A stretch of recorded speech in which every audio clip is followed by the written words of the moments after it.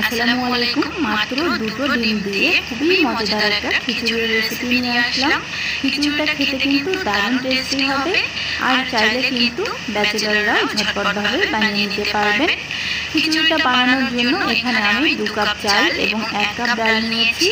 আপনারা চাইলে কিন্তু মুগ ডাল দিয়েও রেসিপিটা বানিয়ে নিতে পারেন।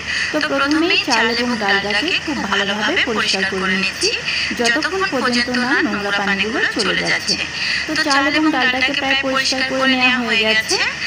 আমার এই রেসিপিটা যদি আপনাদের দেখে ভালো লাগে তাহলে অবশ্যই আমার চ্যানেলটিকে সাবস্ক্রাইব করে নোটিফিকেশন অন করবেন, আর ভিডিওতে লাইক কমেন্ট করতে ভুলবেন না, আর আমার ভিডিওটা শেয়ার করে দিবেন। তো চাল এবং ডালটাকে পরিষ্কার করে নেওয়া হয়ে গেছে। এখন আমি একটা ছাঁকনির ভিতরে চালগুলোকে দিয়ে দিচ্ছি, যাতে পুরোপুরিভাবে পানিগুলো ছড়িয়ে যায়, ঝরে যায়। তারপর আমি চুলায় একটা প্যান বসিয়ে দিয়েছি। এখন আমি ডিম দুটোকে এখানে ভেজে নেব। তেল গরম হয়ে আসলে তেলের মাঝে ডিমটাকে দিয়ে দিচ্ছি। এখানে আমি 2টো ডিম নিয়েছি। ফ্রাইড রাইসের ডিম যেভাবে ভাজে আমি ঠিক সেভাবে ডিমগুলোকে ভেজে নেব ঝুরঝুরি করে।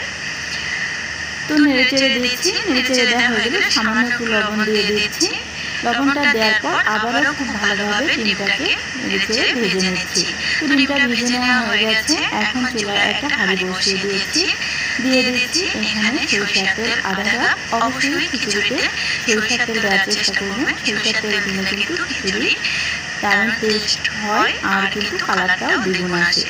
তারপর 2টো তেজপাতা, 3 টুকরো দারুচিনি, 6টি সাদা এলাচি, 7 থেকে 8টি লবঙ্গ দিয়ে দিলাম। নেড়েচেড়ে যখন মশলা থেকে সুন্দর একটা ফ্লেভার আসবে তারপর দিয়ে দিচ্ছি আধা কাপ পেঁয়াজ কুচি।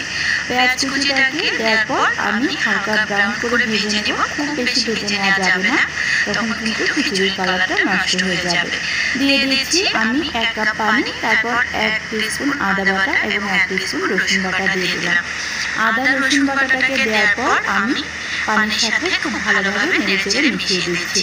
দিয়ে দিচ্ছি 10টি কাঁচামরিচ ফালি, 1 টিস্পুন লবণ, 1 টিস্পুন হলুদ গুঁড়ো, 1 টিস্পুন মরিচ গুঁড়ো, 1 টিস্পুন জিরে গুঁড়ো। আবারও সবগুলো মশলা খুব ভালোভাবে নেড়েচেড়ে কষিয়ে নিতে হবে। মশলাটা কিন্তু ভালোভাবে কষিয়ে নিতে ভুলবেন না। মশলা যত ভালোভাবে কষাবেন রান্নাটাও তত টেস্ট হবে। তো মশলাটা কষানো হয়ে গেছে। এখন কিন্তু আমি পানি ঝরানো চাল এবং ডালটাকে দিয়ে দিচ্ছি। এখন চাল এবং ডালটা দেওয়ার পর খুব ভালোভাবে নেড়েচেড়ে এটাকে 7 থেকে 8 মিনিটের মতো ভেজে নিতে হবে।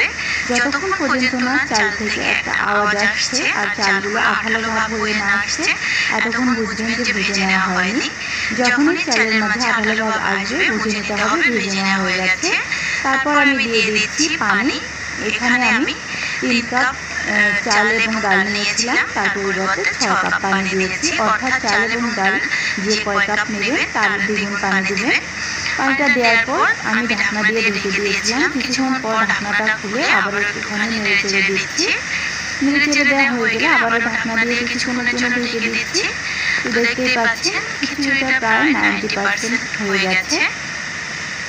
আর আপনারা যদি আরো ঝরঝরে করে একদম ঝরঝরে করে রান্না করতে চান তাহলে 1/2 কাপের মতো পানি কম দিতে পারেন যদি চালটা নতুন হয়। দিয়ে দিচ্ছি 8 থেকে 10টি কাঁচামরিচ, ধনিয়া পাতা কুচি। এখন আমি দিয়ে দিব সেই ভেজে রাখা ডিমটা। ডিমটা দেওয়ার পর আমি আবারও সবকিছু নেড়েচেড়ে মিশিয়ে নিব। এভাবে খিচুড়ি রান্না করলে কিন্তু দারুণ টেস্ট হয়। চেষ্টা করবেন ঠিক এইভাবে রান্না করার জন্য, তাহলে কিন্তু টেস্টটা পাবেন। সবশেষে আমি দিয়ে দিচ্ছি ঘিটা দেওয়ার চেষ্টা করবেন, আর না থাকলেও সমস্যা নেই। তো ঘিটা দেওয়া হয়ে গেছে। এখন আমি চুলাটা অফ করে 10 মিনিট চুলার উপরে রেখে দিব দমে। এর মাঝে কিন্তু ঢাকনাটা খুলবো না। তো 10 মিনিট পর দেখতে পাচ্ছেন এটা একদম রেডি। এখন আমি এটাকে পরিবেশন করব। গরম গরম খিচুড়ি সবার কিন্তু পছন্দ, আর খিচুড়ির সাথে যেহেতু আমি ডিম দিয়ে রান্না করেছি এজন্য ডিম ভেজে নিলাম না ডিমটা। এখন আমি খিচুড়ির সাথে কিন্তু পেঁয়াজটা খেতে আমার ভালো লাগে, আপনারা চাইলে স্কিপ করতে পারেন। তো পেঁয়াজ এবং কাঁচামরিচ আর কিছুটা লেবু দিয়ে দিচ্ছি। এখন গরম গরম পরিবেশনের পালা। ভালো লাগলে অবশ্যই লাইক কমেন্ট, সবাই ভালো থাকবেন। আসসালামু আলাইকুম।